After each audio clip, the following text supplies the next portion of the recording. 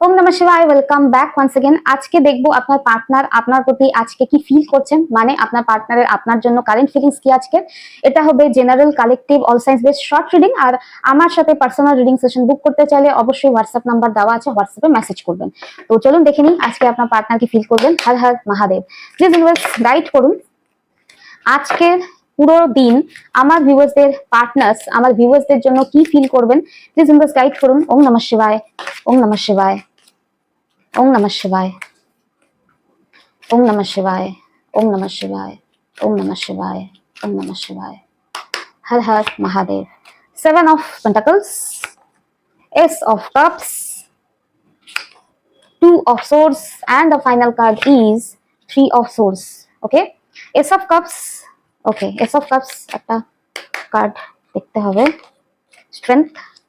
আচ্ছা, 3 of Swords কি denote করে? ওকে, পেজ অফ কাপস। ওকে, এখানে যেটা দেখতে পাচ্ছি আপনার পার্টনার আপনাকে অনেকটা টাইম ওয়েট করিয়েছেন কমিটমেন্ট দেওয়ার অথবা সিরিয়াসলি এই রিলেশনশিপে ইনভলভ হতে।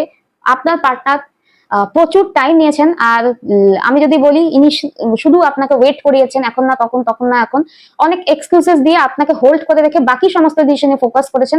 আপনি ছিলেন এনার একটা গৌণ একটা ব্যক্তি যে কিনা লাইফে ব্যাকসিটে ছিল, আপনাকে প্রচুর ওয়েট করিয়েছেন।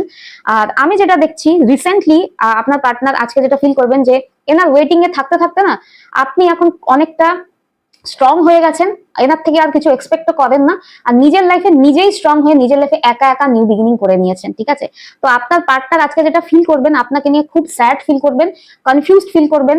কেন? কারণ একটা টাইমে ইনি আপনাকে যে হার্ট ব্রেকটা দিয়েছেন না, সেজন্য ইনি আজকে নিজের বলে না নিজের কৃতকর্মের জন্য নিজেই একটা নিজের মুখটা ইনি এখন কোথায় লুকাবেন সেই অবস্থা।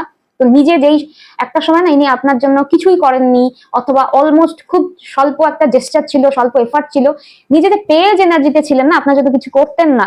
তো এই জিনিসটা এখন ইনি আজকে মনে করে না খুব হার্টব্রেক হবে যে এনার ইগনোরেন্স, এনার অবহেলা দেখতে দেখতে আপনি নিজের লাইফে একাই স্ট্রং হয়ে নিজের লাইফে একাই ইমোশনাল বিগিনিং করে দিয়েছেন। তো আপনার পার্টনার এটাই ভাববেন যে কোনো মানুষকে এতটাও ইগনোর করা উচিত না যে একটা মানুষ ওনার থেকে স্ট্রং হয়ে দূরে সরে যাক।